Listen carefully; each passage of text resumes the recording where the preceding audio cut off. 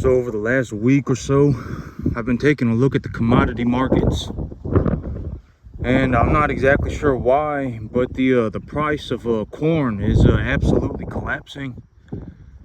And I've spoken about the commodity markets, right? I talk about the commodity markets all the time, and one of the reasons why I structure my business the way that I do is to keep myself away from relying on the commodity markets, right? I talk about this in terms of I talk about things in terms of fundamental ideas, right? And the whole thing about the commodity market right now is that the price of corn, for whatever reason, I'm not exactly sure why, but the price of corn is absolutely just going down a hill, and I'm not exactly sure why. And I actually think that corn is borderline too cheap. It's getting to be about $4.15 or something a bushel or something like that. It's somewhere sitting at like 415 or something like that. And at one point, it actually dipped under 400 for just a couple of days. It went down to like 395, 390, something like that. And I'm not exactly sure what's going on with the corn market, but and I've always said that the corn, in terms of the commodity market, like to develop a fundamental understanding of the commodity market, in terms of something like this, the major factors of the commodity market that are in play are effectively the price of corn, the price of beef cattle, and sometimes, I mean, if we're going to talk about grass, I mean the price of fertilizer, right? Fertilizer is a commodity too, but I don't care about the price of fertilizer, okay? Because fundamentally the price of fertilizer and the price of corn would have to be interconnected, because if the price of fertilizer was too high, then the price of corn, right, then you would not make any money on the corn. So the price of corn will effectively always, for it to make sense, will have to be, substantially higher than the price of fertilizer. And so, the cost per acre. And so, I'm not exactly sure what's going on with the commodity markets, but the price of corn is absolutely collapsing. It's I wouldn't say it's collapsed, but it is going down a hill. All right, it is going down a hill. And what do I mean by it's going down a hill? Over the last couple of months or so, maybe over the last 2 or 3 months, it's like the price of corn has fallen from like a 480 to like 415. All right, I'm not exactly sure what's going on, but in terms of the commodity markets, right, I talk about this all the time. Corn is effectively the baseline for cattle feed, and if the price of corn goes down, right, I've talked about this. I talk about this all the time. But there is, and then there is a possibility that it goes the other way. All right, I call that the double whammy. If the price of corn goes up and the price of cattle come down at the same time, and you're sitting there trying to trade commodities, and you're sitting there fiddle farting around, trading commodities, you're effectively not gonna make anything. All right, and I've always talked about the idea of feeding cattle is not a good idea, because in terms of making a legitimate amount of money, you can really only do it. It's only a 33% success rate, right? And how do you get away from that? Growing grass. All right, I talk about this, the idea of growing grass. Growing grass will keep you away from relying on the commodity markets. All right, but right now, the price of corn, for whatever reason, has gone absolutely down a hill for a couple of months. And the price of cattle has been going up, and the price of cattle going up, it's probably due to the reason that it's probably because the price of corn is going down so rapidly. All right, if the price of corn is falling that fast, people will run out to the markets and buy the bigger animals. All right, I talk about this all the time. If the feed is cheaper, the farmers are looking for the bigger animals. All right, because it's easier to raise a bigger animal. They will put on more weight faster, all right, etc., etc. And if the price of feeding them is lower, then it would just be easier to just go and make the money on the bigger animals. All right. And so, and the price of corn is going down. The price of feeder cattle is going up. And I think that it is due to the commodity market relationship. All right, I do believe that it is because the price of corn is going down. I think that is driving up the price of cattle. But it's probably driving up the price of the heavier cattle, all right, of the feeder animal. All right, the feeder cattle, in terms of the feeder cattle, when you go on the stock market and you look up the price of a feeder cattle animal, right? What kind of animal is that, right? I've said this 15 times, all right? I've said this 20,000 times. When you go on the commodity, if you go on Google right now and you type in price of feeder cattle, right?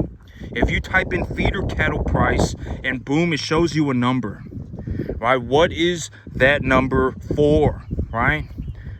That is the price of an 800-pound number one type commodity steer, right? I mean, it's very simple. None of this is complicated. It is what it is, all right? If you go on Google right now and you look up price of feeder cattle, it will show you a chart of the stock.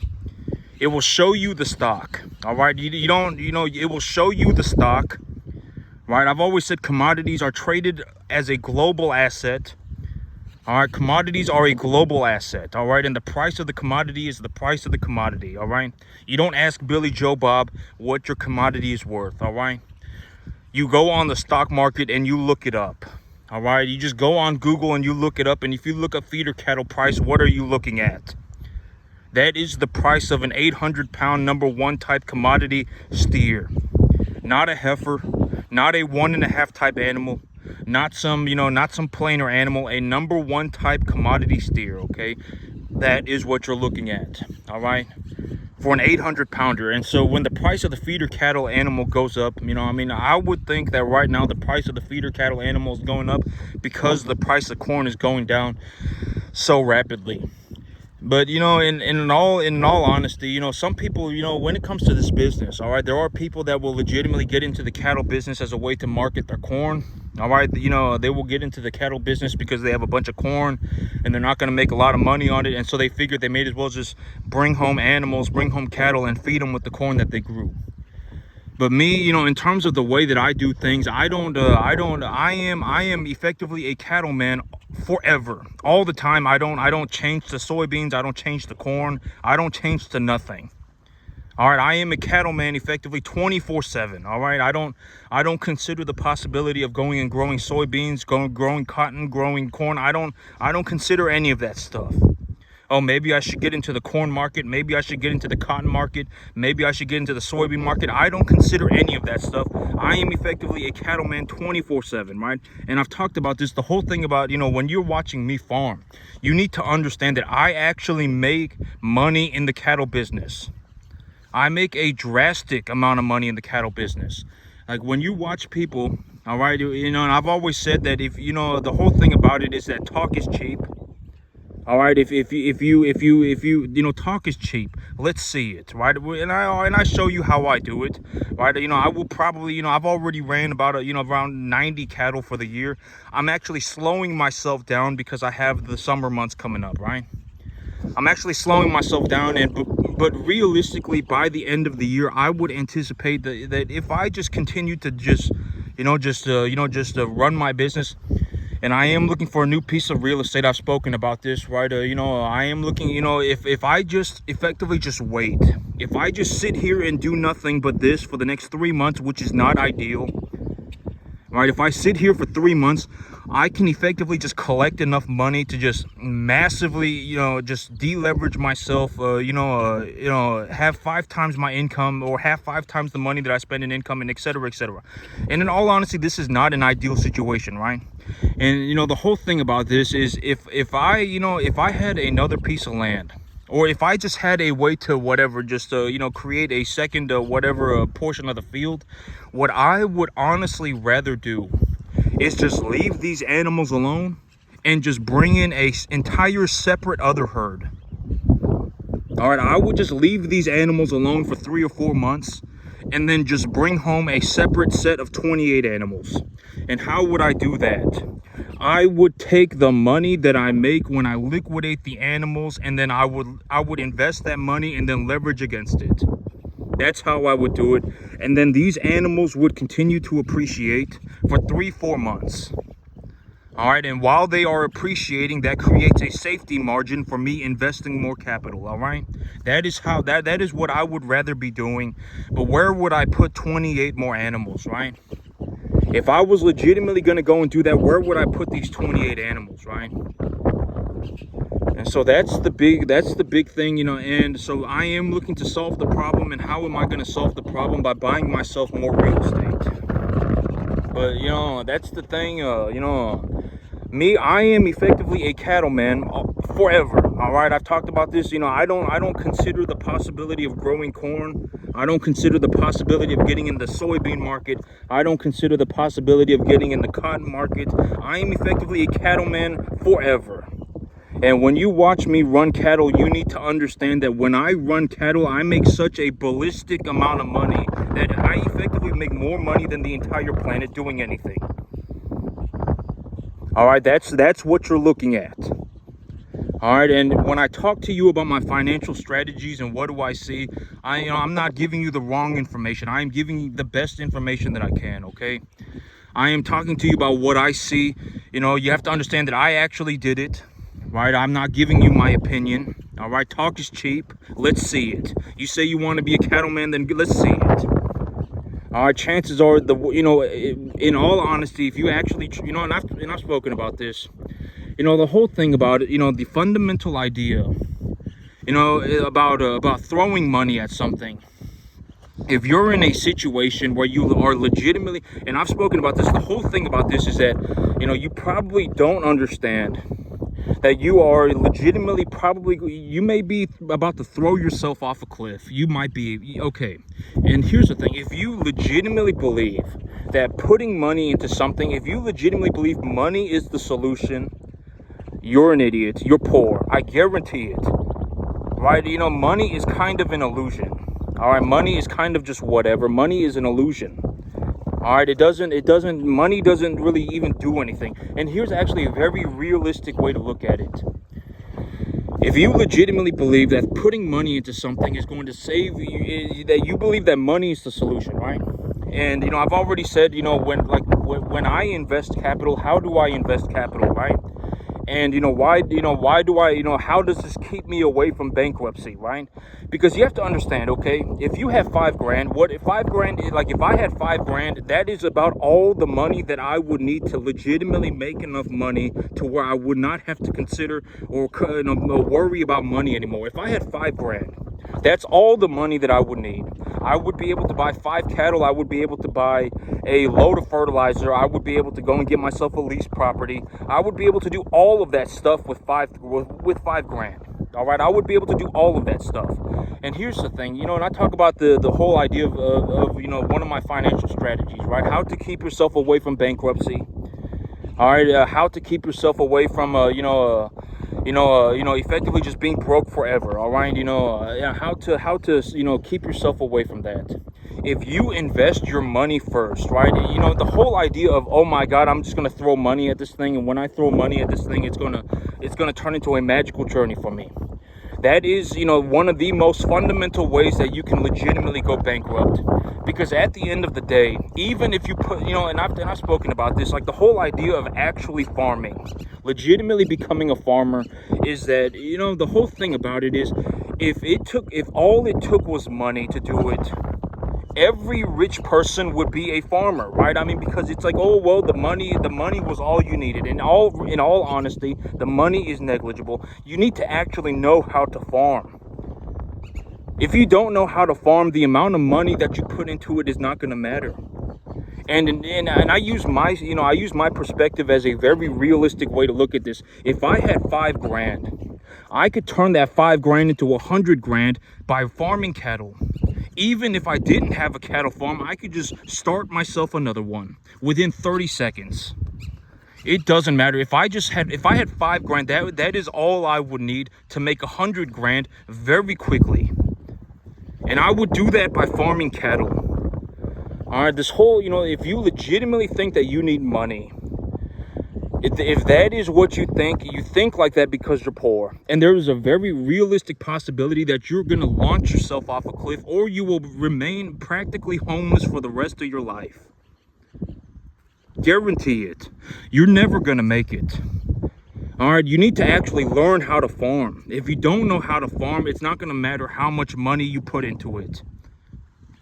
I guarantee it. And and this is actually one of the biggest possible problems that you may actually have, because if you leverage yourself to the eyeballs, to start yourself a cattle business or whatever business. It's not even cattle. If you leverage yourself to the eyeballs to start a business, there is a very realistic possibility that you legitimately end up losing everything and then some. Guarantee it. All right, but and in terms of my situation, in terms of how do I see it, if I had $5,000, I could turn that $5,000 into $100,000 very quickly in the cattle business. I could do it very quickly. It wouldn't even take me 2 years. I guarantee, and I would guarantee it. All right, you don't need money. What you need to learn how to do is actually farm, right? And it's not just farming, right? It's whatever it may be. If you want to be in the stock market, then you're actually learning how to evaluate stocks is going to be more important than you just buying some random stock. Leveraging yourself to the eyeballs to go into the stock market, learning how to evaluate stocks will be far more important. If you're going to go into commercial real estate, learning how to evaluate commercial real estate will be far more important than you just going out and just choosing, oh my God, if I just had $5 million, I could buy this building. Learning how to actually, take a look at the deal and take a look at it and determine how much money is going to be involved and can you even make money on it. Learning how to do that stuff is going to be far more important than the money. Because once you understand how to do this, once you see it, it will blow your mind. Nothing costs anything. You could legitimately have a $100 million building. And if in reality, that $100 million is kind of an illusion, because if that $100 million building produces you a 10% return a year, then it doesn't cost you anything. It makes you money, right? This is the big idea. This is the idea of wealth. Like when you see it, it will blow your mind. Nothing costs anything. Nothing costs anything. Money is an illusion. All right, it will legitimately blow your mind. Right, and I've talked about the poorness death loop and working for money. What is the big problem with working for money? The big problems with working for money is, number one, if you stop working, you will stop getting paid. That's the death trap number one with the poorness death loop, working for money. If you stop working, you will stop getting paid. Number two, you're also going to be the heaviest taxed. In terms of a proportion to your total income, in terms of proportion to your total earnings, you will be taxed proportionally more than effectively everybody else. All right, and it just is what it is. I'm just speaking the truth. All right, I'm not, I'm just telling you it is what it is. If you work for money, number one, you're going to be taxed the worst. And number two, the moment you stop working, you will stop making money. I fell asleep last night for 8 hours, and by the time I had woke up, I had made myself another about $1,200. Or not $1,200, maybe about $400. $350, $450, something like that. My assets continued to produce me a return even when I was sleeping. All right, but that's, but when you see it, it will legitimately blow your mind. Nothing costs anything when you do it correctly, all right? Nothing costs anything. That's the whole idea, all right? Using your assets, taking your money, trading them for assets that produce you positive returns. Congratulations, you do that for long enough, and effectively you end up, nothing costs anything. And anything that does cost anything is a very minuscule amount of money. All right, 100 grand is pennies. 100 grand is absolutely nothing. If you had an investment portfolio, let's say, I'm talking about the whole idea of 100 grand. 100 grand is nothing. If you legitimately, like me, if I wanted 100 grand, I would go and get the money via a loan, right? I would get the money via a loan, and when I got the loan, I would get it as a loan against my assets, right? And I've talked about this. If you take a loan and you purchase a non-equitable asset, if you purchase an asset that depreciates, if you purchase an asset that goes down in value, you will always be fighting the current of money. If you you know, and this is, it's not even with a loan. You know, if you use cash to buy something that goes down in value, it doesn't really matter because it's the money that you made, and whatever. If you lose that, whatever, right? But if you take a loan to buy consumer products, that is a death loop. That is legitimately, I mean, you are gonna die poor if you do that. I guarantee it. All right, like if you take a loan for 100 grand, and you take that 100 grand and you just go and buy consumer products, you go on vacations and you buy yourself a car, and etc., etc., all, you know, all of those things are either worth nothing or they will go down in value, and then you will always be fighting the current of money. I've always said that the whole thing about it, like me, when I use debt, how do I use debt? Number one, I will only use debt if I am leveraging against an equitable asset, an asset that I have already stabilized. All right, that is the only time that I will use debt. And when I use debt, what do I do with the debt? I take the money and I purchase a tax-deductible asset that I can knowledgeably appreciate. And the reason that I do that is so I can appreciate the value of the asset. And when I do that, I am able to generate wealth tax-free while also getting tax benefits. All right, the unrealized gain, until I pay myself, I don't pay taxes. And even when I pay myself, if I have a realistic strategy for what I will do with the capital to get tax benefits, talk to an accountant about it, then, you know, it doesn't even matter how much money I make. It doesn't, because my you know, I can effectively just, you know, just deduct all of it. All right, and this is not tax evasion. I am not encouraging tax evasion, and I've also spoken about this on the other side of things. If, you know, I wouldn't, you know, and if you're gonna, you know, and even earlier in this video, I was saying that, you know, don't go and leverage yourself to the eyeballs to start a business. Number one, nobody cares about your business. You're probably gonna fail anyway. You know, if you have legitimately convinced yourself that you need money to make money, that's a clear indicator that you are already poor. You're probably gonna die poor too. You're probably never gonna make it out. All right, and it's not funny.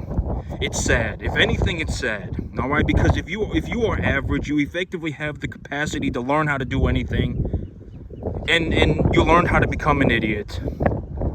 All right, you don't need money to make money. What you need to understand an asset. All right, you know, even I use my life as a realistic example of this. Even if I had nothing, if I had 5 grand, I could turn that 5 grand into 100 grand very quickly by starting myself a cattle business, and I could do it very rapidly. All right, and the whole thing, and the fundamental idea of leveraging yourself to the eyeballs, it is not a good idea. It does not matter. I'm not even talking about just the cattle business. If you legitimately look at something and you say, oh my God, if I just had $5 million, if I just had $10 million and I could do it too, if that is what you think, that is a clear indicator that you are poor. And you are going to bankrupt every dollar that you touch. You don't even need $5 million to go bankrupt. You will bankrupt every dollar that you touch. I guarantee it. Because if you were to ask me, I mean, realistically, I would need 5 grand. If I had 5 grand, I could turn that 5 grand into 100 grand very quickly.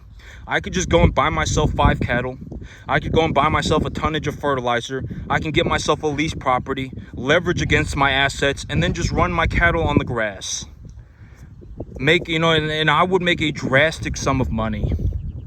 It doesn't take a lot of money, right?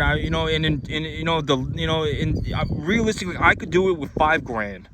And I could do it very quickly, and I would guarantee it. And the whole fail-safe, right? I talk about the fail-safe of keeping yourself away from bankruptcy, because bankruptcy, if you go, and I've always said that, the whole thing about being poor and being broke is like a lot of people, it's like, oh, well, I'm already broke, so I might as well be poor. That's a horrible idea. You're better off being broke. All right, if you are at 0, you're better off being at 0 than negative 250. All right, you are better off being at 0 than negative 500,000. Me, I don't risk bankruptcy. I don't risk financial hot water. I don't risk any of that stuff ever. I don't. And the way that I do it is I invest my capital first. If I invest 5 grand, right? Then how much of a loan would I take? Once I have invested my 5 grand and I have stabilized my 5 grand, I've invested my 5 grand and my 5 grand has been stabilized. I took, I have taken a look at my assets and I've taken a look at my cattle, and I have determined that the cattle are effectively just good to go. I'm not worried about it anymore. They're effectively good to go. How much of a loan would I take? I would take a loan for another 5 grand. All right, because at that point, when I stabilize my assets, my 5 grand will have gone up in value. There will be an unrealized gain on my 5 grand, right? There will be an unrealized gain. That would be the safety margin. And then I would take a loan for $5,000 more. If the bank called me tomorrow and said, hey, you need to pay back your 5 grand, I could just liquidate my assets. I would still have a profit left over and I could just pay the bank back. It doesn't matter, right? You know, that's how you keep yourself away from bankruptcy. And, and at the end of the day, and I talk, the whole thing with talk is cheap. All right, talk is cheap. All right, if and I've spoken, if you legitimately, and this is one of the things, I actually do this in real life.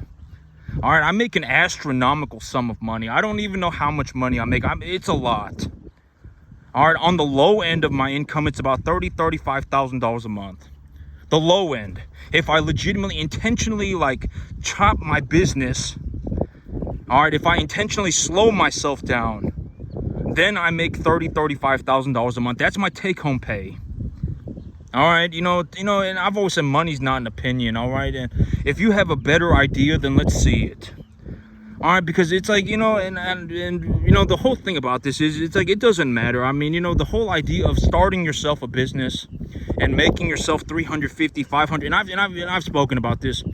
The whole thing about it, I would bet that if I took this bet with the entire planet, I would be a multi-trillionaire. If I took this bet with the entire planet, you're not even going to do 10%. Guarantee it. I would take that bet with the entire planet. Chances are you're not even going to be able to start yourself a business that makes 50 grand a year. All right, and at the end, it is what it is. All right, talk is cheap. Let's see it. All right, because when you're watching me do this, I actually do this in real life. Nobody cares about your opinion. All right, if you legitimately look at my business, if you legitimately, and you have to understand, this is borderline a 0.000000001% success rate. And if you want to know what that feels like, go and do it. I legitimately worked on this thing 7 days a week.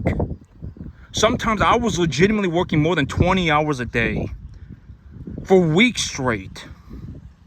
All right, I legitimately worked on this thing for 7 days a week. All right, and at the end of the day, the money that I make is the same money that anybody else makes. All right, and if at the end of the day, if you're closer to being homeless, then you're closer to being homeless. If you just to put things in perspective, I mean, talk is cheap. All right, talk is cheap.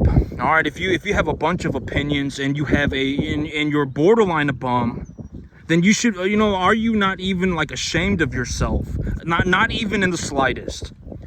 You're legit, and I've always said that if you are average, you can do 10%. There is no reason why you cannot do 10%. There is no reason why you cannot do 10%. And when you get to the 10% mark, what is the idea of the 10%? What is the idea of the 10% mark? It doesn't matter what asset you choose. It doesn't matter what method of making money that you decide to do. What is the idea of the 10% mark? Your assets pay for themselves, all right? If you put and money is not an opinion. So if you put $5,000 into something and you are at the 10% mark, how much money should you be getting back? $5,000. If you put $5,000 into something and you get $5,000 back, congratulations, you are at the 10% mark. All right, what are some assets that I would suggest looking into, right? What are some good assets, right? Because you have to understand the idea of longevity. And I've spoken about this, the whole idea of the cattle business, right? Yesterday, I was at the grocery store. I'm looking to, eat better quality food. I was at the grocery store, and the ribeye steak was $10 a pound. It was $10 a pound. I would be willing to bet that in 10 years, that ribeye steak might be $12 a pound. All right, that, you know, I would be, you know, and this is the idea of the longevity of an asset. All right, if you're like in drop shipping, you know, if you're in, you know, whatever, you're a influencer. All right, if you're an influencer, your career may not exist in 10 years. It may not exist in 20 years. All right, but what will exist? Real estate. Real estate's a good one. The S&P 500, that's another good one. Cattle, right? I mean, cattle will exist. All right, I would be willing to bet, and I would be willing to take this bet 20 to 1. Legitimate 10 to 1 odds. I would be willing to take this bet that in 20 years people will still be eating beef. I would be willing to bet. And if anything, the price of beef will have gone up. I would be willing to bet. And I would take that bet 10 to 1 odds. And the whole idea of the cattle business, you know, the whole idea of the cattle business, you know, if the cattle business was easy, everybody would be doing it. And as far as I know, I'm the only one that's even gotten, I don't even know anybody that's even doing 10%. I honestly don't even know anybody doing 10%. I effectively managed to make such a drastic amount of money starting these cattle businesses. I legitimately made such a drastic amount of money that I effectively made more money than anybody on the entire planet doing anything. Just about. All right, and you know, and and the whole idea about this thing, you know, it's like, you know, and I've been talking about this even in this video, right? The whole idea about this thing, if you legitimately think that you need money to make money, you only think like that because you're poor. You think like that because you're poor. You will see everything as a poor person. You did not fall out of heaven to 7. Life is not a magical journey. If anything, you're average and you're going downhill. All right, and you know, there's a very realistic possibility of that. Lying to yourself is not going to help. All right, you know, being delusional about it is not going to help. Nobody cares what you think. All right, you're going to die poor. At the end of the day, it's kind of sad. It's not funny. It's not cute. All right, if anything, it's kind of sad. You legitimately had the capacity to learn how to do anything, and you couldn't even get to the 10% mark. That's not funny. All right, there are many ways to make drastic sums of money. Drastic sums. I mean, in all honesty, if you only have one good deal your entire life, if you only made one good deal your entire life, if you only found one your entire life, it would, you know, and I've already said that the whole thing about money is that, you know, granted that you have effectively, you know, become a not idiot. Right? If you're an idiot, you can lose any sum of money. It doesn't matter. You could have $10 million and you could lose every single penny. You could have $250 million and you could lose every single penny.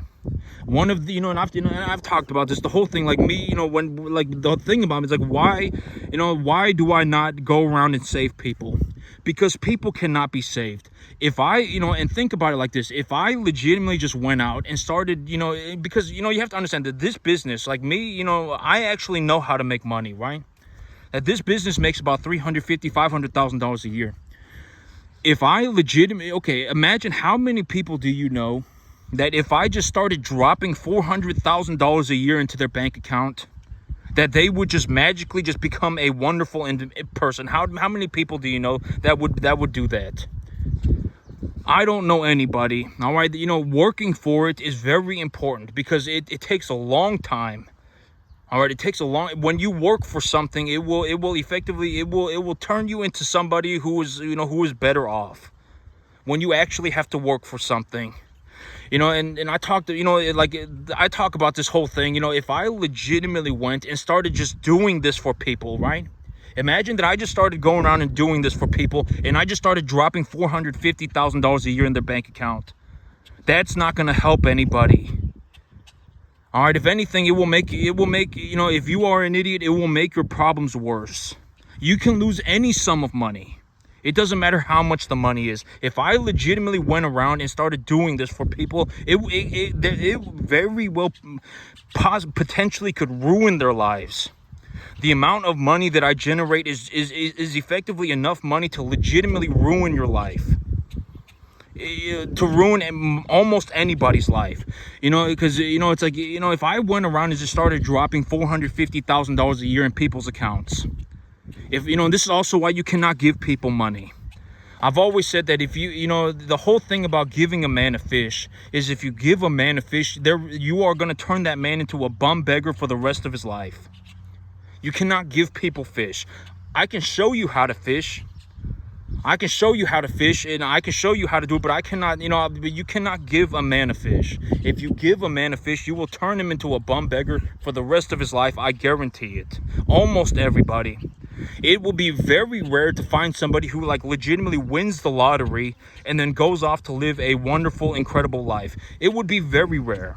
Very rare. Rarely ever happens. All right. It would be very rare. You know, it's not, you know, the amount of money, you know, and the amount of money that I make, it's effective. You know, this amount of money is effectively enough money to legitimately ruin lives.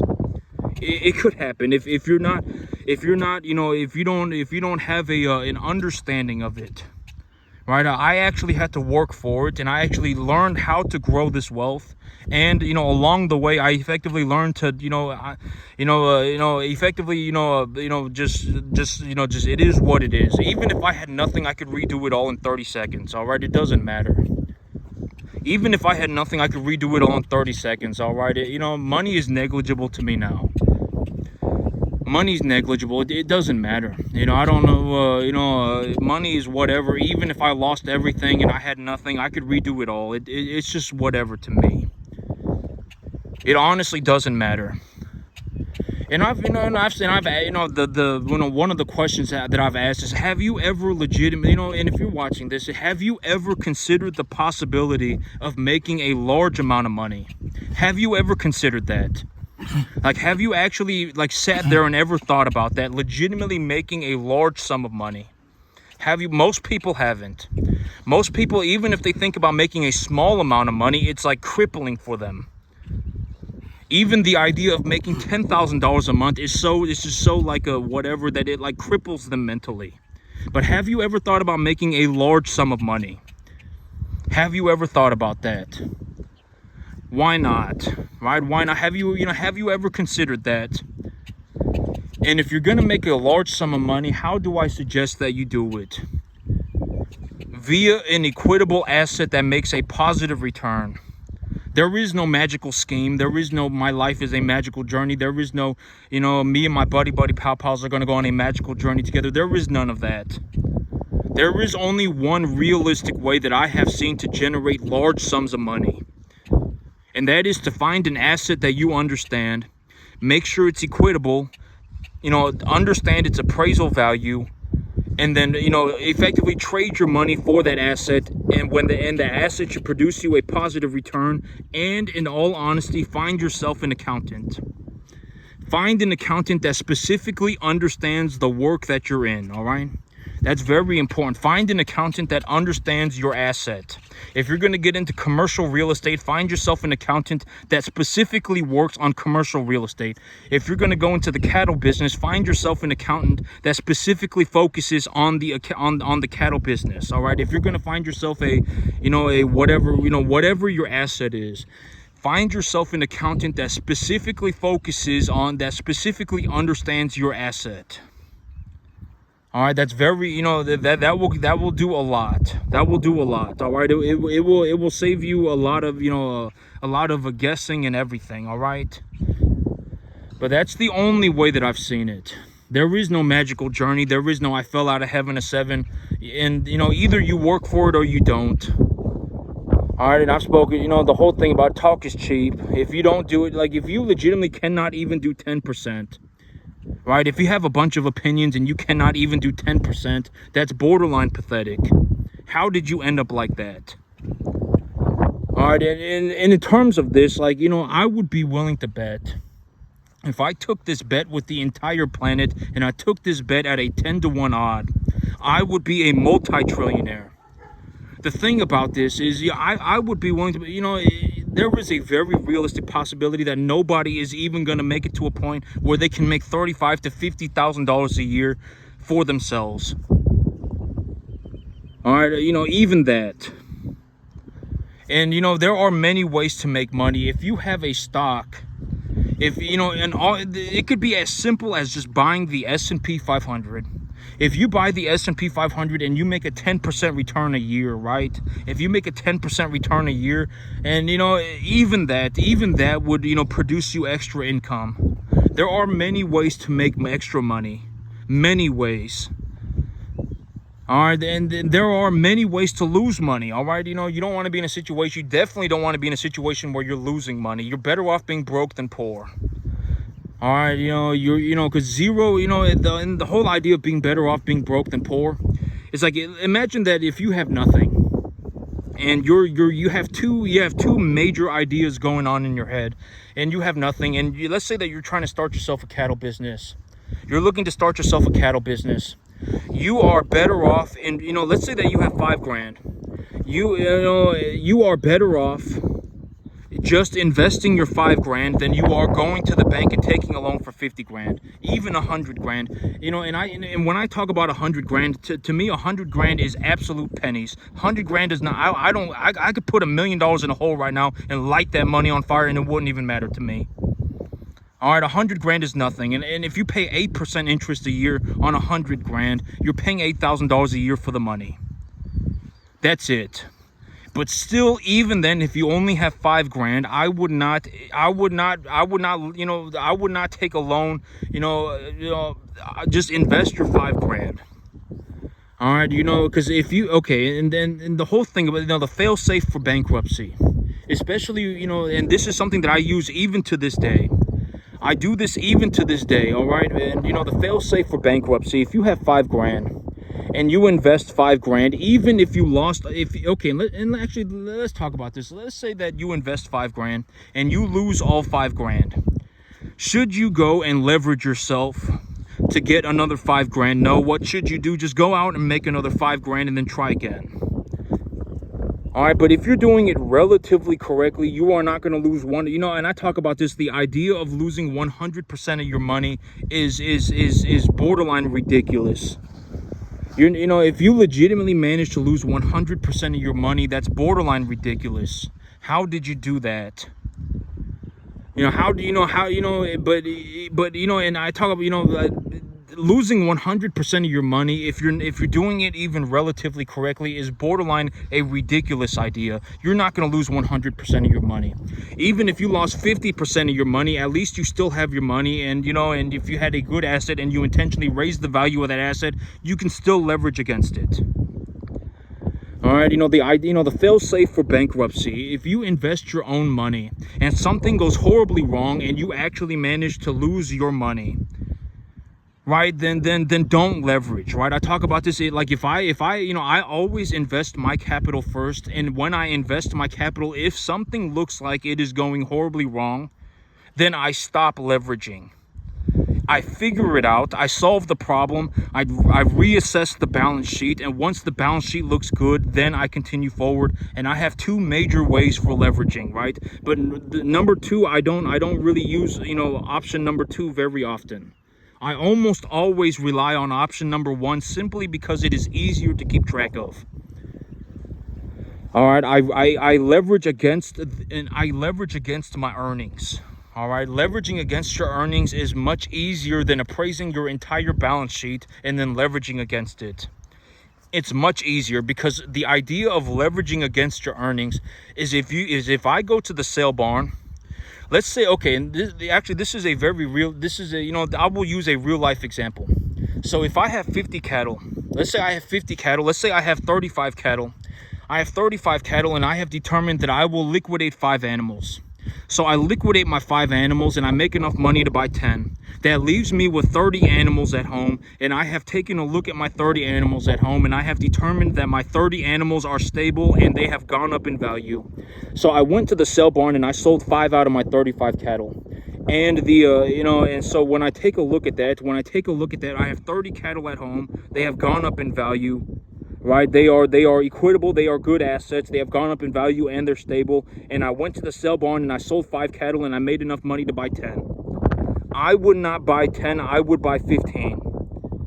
It's very easy to keep track of, right? It is very easy to keep track of. The unrealized gain on the 30 cattle will be the safety margin for me taking leverage And for me to determine how much leverage I will take, I just need to take a look at how much money I made at the sale barn and multiply it by 2. That's all I have to do. It's very easy to keep track of, right? It's very simple to keep track of, and it keeps my balance sheet at about a 70% leverage. It's very easy to keep track of, and it's very efficient, and it actually works, right? If I go to the sale barn and I sell 5 cattle and I still have 30 cattle at home, and the 30 cattle at home are stabilized and have gone up in value, and I sell my 5 animals and I make enough money to buy 10, I just buy 15. I take a loan against my earnings, right? And if something happens along the way that legitimately makes me feel like when I take a look at it, not makes me feel like when I take a look at it, my balance sheet is starting to go underwater or anything, which it doesn't, right? I don't ever risk bankruptcy. I talk about this. I don't ever risk bankruptcy. I don't ever even get close. If anything, I'm up to the eyeballs in money all the time, and I need to do something with the capital. All right, I am up to the eyeballs in money all the time. All right, I don't ever risk bankruptcy. I don't ever get close to bankruptcy. I don't risk it. All right, and is that exactly an ideal situation? I don't know, but that's how I do things. I don't risk losing money. I don't risk bankruptcy. All right, I don't risk bankruptcy. I don't. If anything, I am in the complete opposite direction. I am always up to the eyeballs in money. Always, all the time. All right, but that's a very realistic way to take a look at it. That's how I utilize leverage. All right, and when I do that, the reason that I do that is because it's very easy to keep track of. It keeps my balance sheet at about a proportional amount of leverage, and if anything happens along the way, I will just stop leveraging myself. It's very simple. In terms of reinvesting my earnings, if I reinvest my earnings, I don't care. I don't care. All right, I'm just reinvesting the money that I made. All right, it doesn't matter. But would I take a loan? But if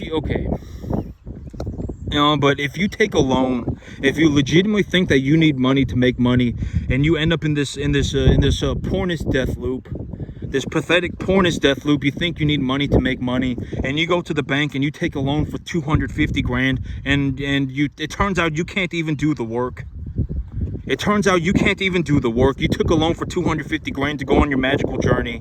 And oh my God, if I go to the banker is telling me that they'll give me a loan for 200 grand and it'll cost me $1,000 a month. And so you go and you take a $200,000 loan, and it turns out that you can't even do the work. All right, it turns out that you can't even do it. Right? I mean, you're borderline homeless. You can't even do it. Then if you lose your 200, if you lose even 50 out of your 200 grand, you're still in a miserable situation. You're still in a miserable situation, all right? You don't want to be in a situation where you risk, you don't want to go negative. I don't risk bankruptcy, and taking a loan, and to go on a magical journey, throwing money at something with the idea that, oh my God, if I just threw money at this thing, it's going to work. That's a horrible idea. That is fundamentally a horrible idea, okay? Realistically, for me to make a considerable sum of money, I would need 5 grand. If I had 5 grand, I could turn that 5 grand into 100 grand very quickly by just starting myself a cattle business.